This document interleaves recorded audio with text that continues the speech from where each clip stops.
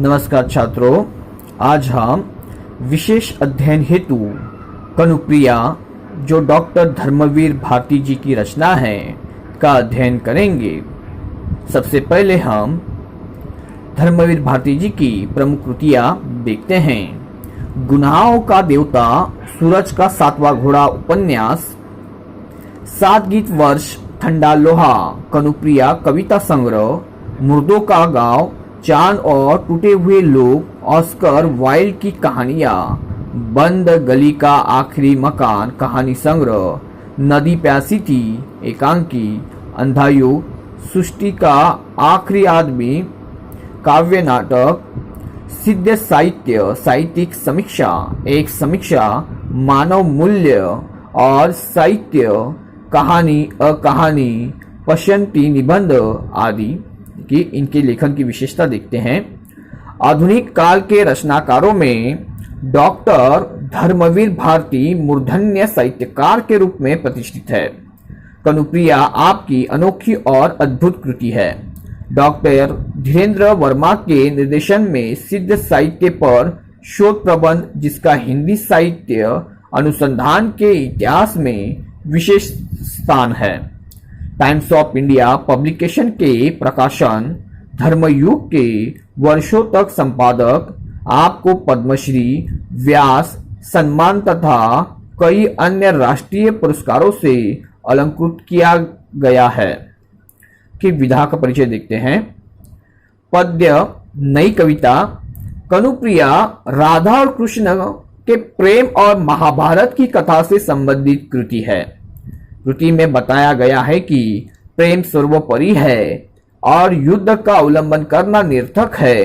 राधा कृष्ण से महाभारत युद्ध को लेकर कई प्रश्न पूछती है। महाभारत युद्ध में हुई जीत हार, कृष्ण की भूमिका, युद्ध का उद्देश्य, युद्ध की भयावता, सैन्य सहार आदि बातों से संबंधित राधा का कृष्ण से हुआ तर्क संगत संवाद इस काव्य में 4 चांद लगा देता है। अब काव्य की ओर बढ़ते हैं। सेतु में नीचे की घाटी से ऊपर के शिखरों पर जिसको जाना था वह चला गया। हाय मुझी पर पग रख, मेरी बाहों से इतिहास तुम्हें ले गया। सुनो कनु सुनो, क्या मैं सिर्फ एक सेतु थी तुम्हारे लिए, लीला भूमि और युद्ध क्षेत्र के अलग अंतराल में। अब इन सुने शिखरों मृत्यु घाटी में बने सोने के पतले गूथे तारों वाले पुल सा, निर्जन निर्तक कांपता सा, यहाँ छूट गया मेरा यह सेतु, जिसको जाना था वह चला गया। देखिए अब सेतु में इसका हम अर्थ देखते हैं। यहाँ पर राधा जो है कृष्ण से क्या कहती है। राधा कहती है, हे कनु मतलब कृष्ण, नीचे की घाटी से ऊपर के शिखरों पर जिसे जाना था वह चला गया, लेकिन बलि मेरी ही चढ़ी, मेरे ही सिर पर अमंगल छाया। घाट से आते हुए कदम के नीचे खड़े कनु को ध्यान मग्न देवता समझ प्रणाम करने, जिस राह से तू लौटी थी बावरी, आज उस राह से न लौट।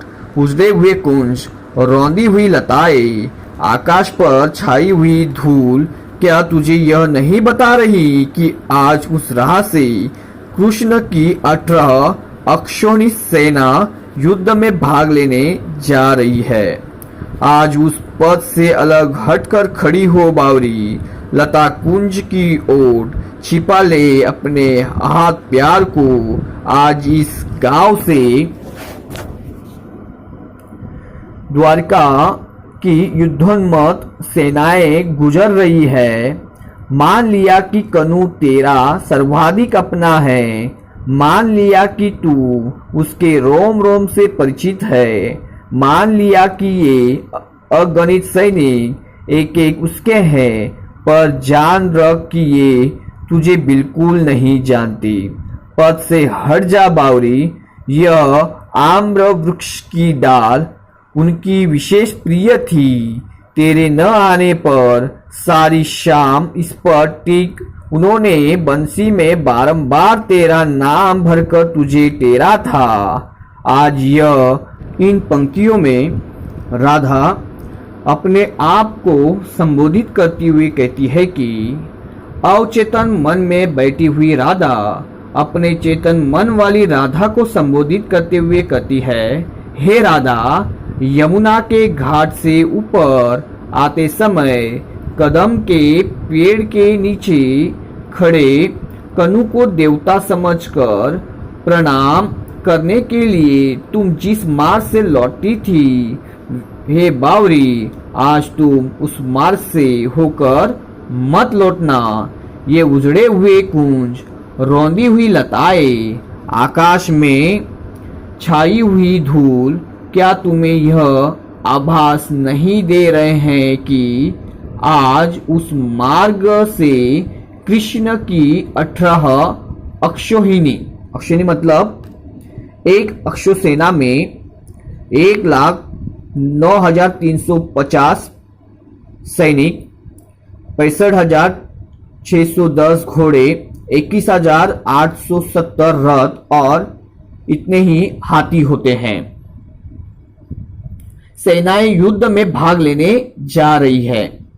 हे बावरी, आज तू उस मार्ग से दूर हटकर खड़ी हो जा। लता कुंज की ओट में अपने घायल प्यार को छुपा ले, क्योंकि आज इस गांव से द्वारिका की उन्मत्त सेनाएं युद्ध के लिए जा रही है। ये राधा, मैं मानती हूँ कि कन्हैया सबसे अधिक तुम्हारा अपना है। मैं मानती हूँ कि तुम कृष्ण के रोम रोम से परिचित हो। मैं मानती हूँ कि ये असंख्य सैनिक तुम्हारे उसके मतलब कन्हैया के कृष्ण के हैं, पर तू यह जान ले कि ये सैनिक तुझे बिल्कुल नहीं पहचानते हैं। इसलिए हे बावरी, इस मार्ग से दूर हट जा। यह आम की डाल तुम्हारे कन्हैया की अत्यंत प्रिय थी। जब तक तू यहाँ नहीं आती थी, सारी शाम कन्हैया इस डाल पर टिककर बंशी में तेरा नाम भर भर कर तुम्हें टेरा करता था, पुकारा करता था। आज यह आम की डाल सदा सदा के लिए काट दी जाएगी। इसका कारण यह है कि कृष्ण के सेनापतियों के तेज गति वाले रथों की ऊंची ऊंची पताकाओं में यह डाल उलझती है, अटकती है। इतना ही नहीं, रास्ते के किनारे यह छायादार पवित्र अशोक का पेड़ भी आज टुकड़े टुकड़े कर दिया जा सकता है, अगर इस गांव के लोग सेनाओं के स्वागत में इस वृक्ष की पत्तियों के तोरण नहीं बनाएंगे तो शायद यह गांव उजाड़ दिया जाएगा। अरे पगली, दुखी क्यों होती है? क्या हुआ यदि आज के कृष्ण तुम्हारे साथ पहले बिताए हुए तन्मयता के गहरे क्षणों को भूल चुके हैं?